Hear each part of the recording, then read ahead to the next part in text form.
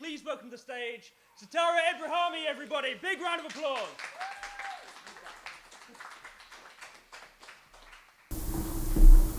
He never learned to put his feelings away.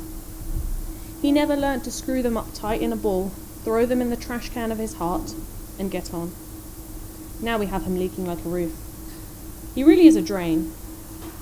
I'd like to show him what it is to live without work or money, without a family. But he's like a broken alarm clock.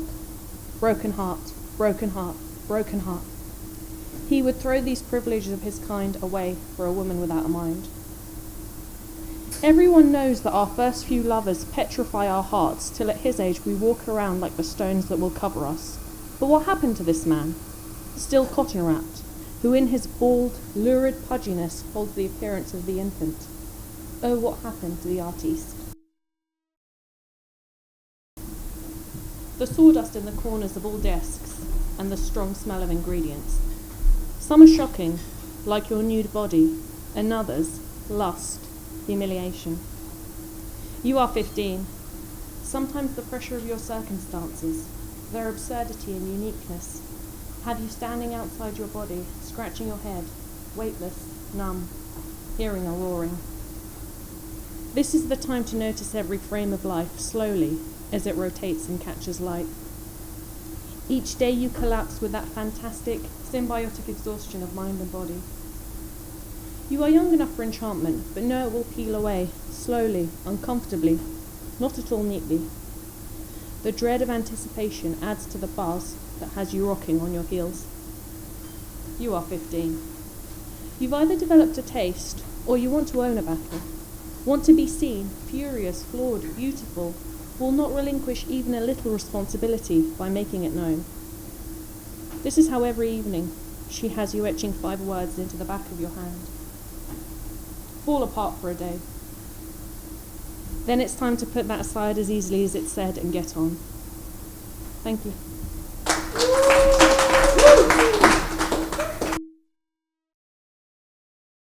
So this poem's called Through the Fishtank, and I wrote it for Baz Luhrmann's adaptation of Romeo and Juliet. Through the Fishtank. In the city of sin I flit, weightless as trash, worthless and in love. It started with the drug. My brother in a tasseled two-piece offered me what was on his tongue, like a mother feeding her young, and the rest was fireworks, red lips, ochre skin. I was the night out of my Elvis lapels, amongst gold teeth, Latin beats. She was an angel in white. Later her wings were lost, or I cast them off. I followed the fish till they led me to their queen, as if she were a mermaid, and now suppose she said, "You saw me drowned, dead." We were happiest in water unless we were air, like the morning after consummation when the bed was a cloud, the sky a sheet I kept inflating for you, your face the sun on the horizon. We couldn't stay in love any more than we could air or water. We were flesh, and had we been of the corrupted kind, we would have lived long, poisonous lives like our parents, our infections keeping us alive. I smoke in the desert trailer, glad to have known truth beside open Hawaiian shirts, snakeskin steel-cap boots, guns with icons on, not to see you lie cold amongst neon crucifixes. Yes, I lied, imitated the state in which my brother lies, but our ancestors came from the sea, next to which my brother cursed me, and in my arms died. Thank you.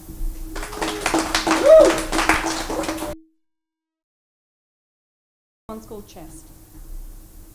Her breasts spread like the eyes on butterfly wings when they come to rest. I scale the contours of this pale landscape like the misty mountain, ecstatic at exploring alone, a child left to play at night, too young to know death or fear. In every marble ridge, there is a pocket to love and fill with a dream. The depressed between ribs, the soft as bruised fruit. With my head to this like cage, I mimic its heave, as if I were lurching on a boat. Here, I play with new fragile strands of emotion, like optical fibers. Here, I hear the earth dance and skip. Thank you.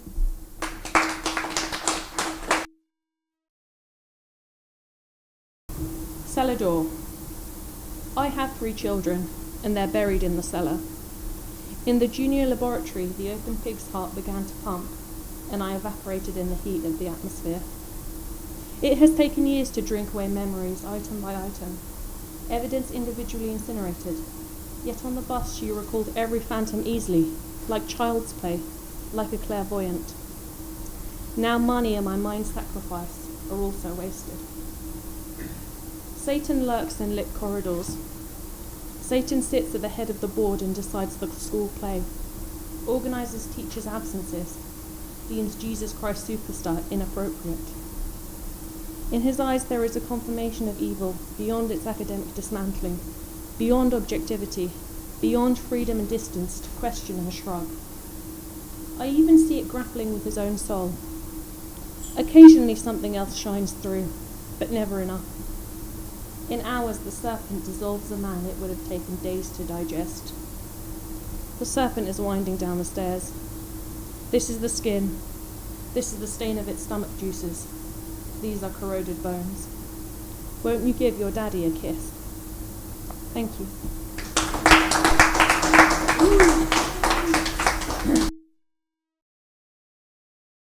This is a poem called The Woman of Charles Manson. I read this poem somewhere at my own event, which you'd think I'd be allowed to do, and someone took some real issue with it, which was fantastic.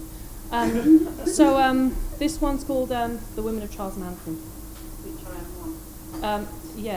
I wrote it for my mum. She's one of them, like the women of Charles Manson, a worse version of the one that's always with the footballer or the band. She can't even commit her own murders. Motherhood skewed in this attempt to nurture a killer, refracted in assisting a child catcher. Even in the darkest corner of humanity, man leaves women to eat the fruit. There must be some conclusion to draw from such clear observations other than chaos. Is it that a woman will follow a man anywhere? Is there something more optimistic in her isolated sex? The assistant's assistant, we're hideous to each other. I've had to bury her. I've had to resurrect her. She came back a prophet. She came back a dictator. She rose from the fire and eradicated the past. All I can say is that their lunacy haunts me more than it does them, and I hope you never have to understand the truth, that although the world is beautiful and full of bright souls, we are in some ways always alone, and there is no justice. Thank you. Have a massive round of applause for Sata Abrahami, everybody. Brilliant. Of course, big round of applause for Sata Abrahami and of course Sharon McCarran. My name's Alex Vellis. Thank you very much for coming. See you next time.